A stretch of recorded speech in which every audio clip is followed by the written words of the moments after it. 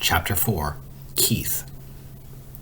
Ralph did not know how much time had passed before he was awakened by the lamp on the bedside table shining down on him. He squeezed himself into the tiniest possible ball, wrapped his tail around his body, and tried to make himself as thin as the apple core. "My motorcycle!" shouted the boy the very first thing. "Somebody stole my motorcycle!" "Uh-oh," thought Ralph. "It won't be long now." "Nobody stole your motorcycle," answered the boy's mother from 216. "It's around someplace. You just mislaid it. You can find it in the morning. You'd better get ready for bed now." "No, I didn't mislay it," insisted the boy. "I put it right here on the table beside my sports car." "You'll find it someplace," said his mother, not very interested. Boys were always losing things. While Ralph cowered behind the apple core, Keith opened the drawer of the bedside table and slammed it shut. He jerked back the bedspread, yanked the pillows off the bed, and threw them back. Then he got down on his hands and knees and looked under the bed and the table.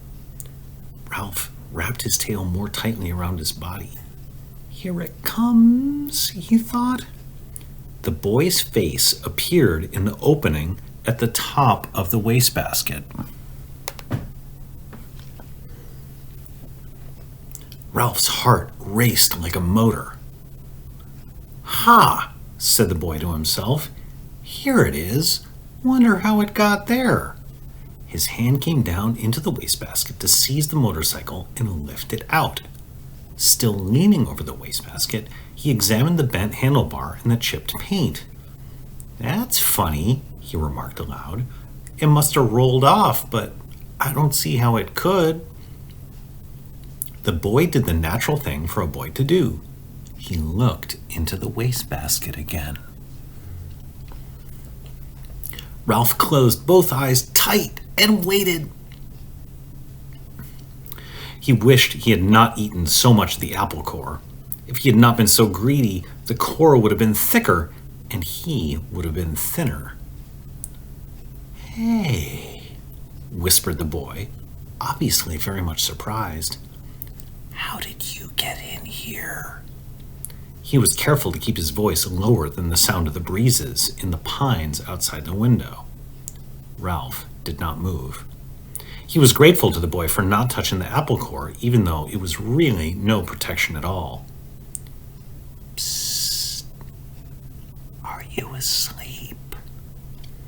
Still, Ralph remained motionless, except for a slight quiver of his whiskers, which he was unable to control. The boy was silent, but the mouse could feel the rhythmic drafts of his breathing. The boy must be thinking, but what was he thinking? That was what was worrying Ralph. "No," said the boy to himself. "No, it couldn't be." "Couldn't be what?" wondered Ralph, who was beginning to feel cramped from crouching behind the apple core. "Hey, wake up!" whispered the boy. That was the last thing Ralph wanted to do. "Come on, I won't hurt you." Ralph considered. After all, what did he have to lose? If he stayed in the wastebasket, he was almost certain to get dumped into the incinerator. He might as well come out from behind the core. If he did, he might find some opportunity to escape. Cautiously, he moved his head from his paws and opened one eye. The boy was smiling down at him. Encouraged, Ralph opened the other eye and lifted his head. "That's the stuff," encouraged the boy. "Now come on, tell me, did you or didn't you ride my motorcycle off the bedside table?" This took Ralph by surprise. He had not expected the boy to guess what happened. "Well, yes, I guess you might say that I did," confessed Ralph, rubbing his aching muscles. "I thought so." Neither the mouse nor the boy was the least bit surprised that each could understand the other. Two creatures who shared a love for motorcycles naturally spoke the same language. That must have been some accident. Did it hurt? Oh, some, answered Ralph with a display of bravado. Anyway, I didn't exactly ride it. I really coasted off. The telephone rang and startled me. Now, how about getting me out of here? Just a minute, said the boy. How did you get up here in the first place? Climbed, stupid, on the telephone cord. Ralph instantly regretted his rudeness. He had better watch his tongue if he expected any help in escaping from the wastebasket. Oh, of course, said the boy apologetically. I should have thought of that myself. At that moment, there came a quick knock on the door to room 215 and the rattle of a key. Help! Cried Ralph. The maid! Don't let her see me! Before the boy could do anything, the maid burst into the room. Oh, excuse me. She seemed surprised to see a boy kneeling by the wastebasket. I've come to turn down the bed. That's all right. I can do it myself. Thanks, anyway. Thank you, said the maid, backing out of the room. Ralph knew she was not anxious to waste time turning down the bed. As soon as she finished her duties, she was going out to the parking lot to meet a busboy, a college boy whose job was clearing tables in the dining room. Whew, that was close. The boy seemed every bit as relieved as Ralph. I'll say, agreed the mouse. Keith, called his mother from 216, are you getting ready for bed? Sort of, answered Keith. You better come in our bathroom and take a bath, said Mother. Aw, gee, Mom, do I gotta? Yes, you do, said his father. And don't forget to brush your teeth, said his mother. I won't, promised Keith. Then he whispered to Ralph, You just lie low. I'll hurry and take a bath and get into bed and turn out the light. And after Mom comes and kisses me goodnight, we can talk some more. Lie low indeed. Ralph was indignant. Do you recognize that word, friends? Do you remember anybody else who was indignant a lot? It was Ramona. Ramona was indignant quite a bit. He couldn't lie much lower if he wanted to, and he certainly did not want to sit around waiting to talk. He wanted to get out of the wastebasket. Once he was out, he would see about talking, but not before. Ralph could hear the boy splashing in 216's bathtub and then hastily brushing his teeth in 215's wash basin. After this, there was the sound of a suitcase being opened and clothes dropped on the floor. The boy hopped into bed, and to Ralph's relief, the light was turned out. In a moment, Mrs. Gridley came in to kiss her son good night. Night, Mom, said the boy, sounding as if he were already drowsy. Good night, Keith, said his mother. It looks as if we are going to have to stay here for a few days. Your father refuses to budge. That's okay, muttered Keith, giving the impression he was almost asleep. Good boy, said his mother. You're a good sport.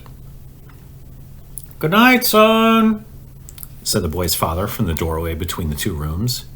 Keith did not answer. Instead, he breathed slowly and deeply, and as Ralph thought, a bit too noisily. There was no sense in overdoing things. As soon as all was quiet in the next room, the boy swung his legs out of bed, fumbled around in his suitcase, and shone a flashlight into the wastebasket. Almost blinded by the unexpected light, Ralph held his paws over his eyes. Hey, cut it out! He could not remember to be polite. Oh, sorry. The boy laid the flashlight on the bed, where its beam shone across the wastebasket rather than into it. That's better, said Ralph. How about getting me out of here? As an afterthought, he added, Please? The boy ignored the mouse's request. How would you like to ride my motorcycle? Ralph's heart skipped a beat like a motor missing on one cylinder. The mouse-sized motorcycle really would run after all. It was one thing certain. Since the motorcycle really would run, the boy could not expect him to ride around the bottom of a wastebasket. Sure, Ralph tried to sound calm. The important thing was to get out of this prison. He braced himself, dreading the touch of the boy's hand on his fur. To Ralph's surprise, the boy did not reach in and grab him. Instead, he slowly and gently tipped the wastebasket on its side, permitting Ralph to walk to freedom with pride and dignity. "Thanks," said Ralph, genuinely grateful for this consideration. "I believe you're okay." "Sure I'm okay," said the boy, setting his motorcycle down beside Ralph. "Did you think I wasn't?" "You never can tell." Ralph put his paw on the handlebar of the motorcycle. "It's a real beauty, even with that bent handlebar. I'm sure sorry about that." "Forget it," said the boy reassuringly. "It won't hurt much. Motorcycle will still run." Ralph threw his leg over the motorcycle and settled himself comfortably in the seat. "Perfect. Just perfect." The boy was obviously delighted that his motorcycle was just right for a mouse. Ralph could not have agreed more heartily. It was perfect, except for one thing. He did not know how to start it. "Well, go on," said the boy. "Start it. Ride it." Ralph was ashamed to confess his ignorance. "I don't know how to," he admitted. "It's the first motorcycle I've ever had a chance to ride." "You have to make a noise," the boy explained matter-of-factly. "These cars don't go unless you make a noise." The answer was so obvious, Ralph was disgusted with himself for not knowing without asking. He grasped the hand grips and, fearful lest his noise be too squeaky, managed a... Sure enough, the motorcycle moved. It really and truly moved across the threadbare carpet. Ralph was so excited he promptly forgot to make a noise. The motorcycle stopped. Ralph started it again. This time, he remembered to keep on making the noise. He sped off into a square of moonlight on the carpet and found a good threadbare spot without any bumps. "Look out for your tail," said the boy. "Don't let it get caught in the spokes." "Thanks for reminding me," said Ralph, causing the motorcycle to stop. He started it again and steered with one paw while he reached back with the other, caught up his tail, and held the tip safely against the handlebar.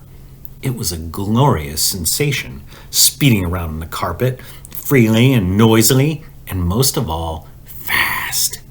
Ralph discovered he made the noise fast, the motorcycle speeded up.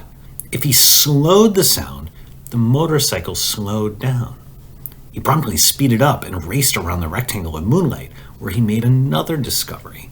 When he ran out of breath, the momentum of the motorcycle carried him on until he could take another breath. "Gee, you're lucky," whispered the boy. In order to answer, Ralph had to stop.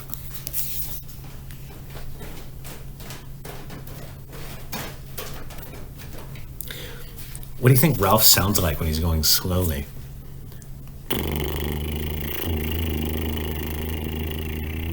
That's what it sounds like in my head. What about fast? Gotta take a breath.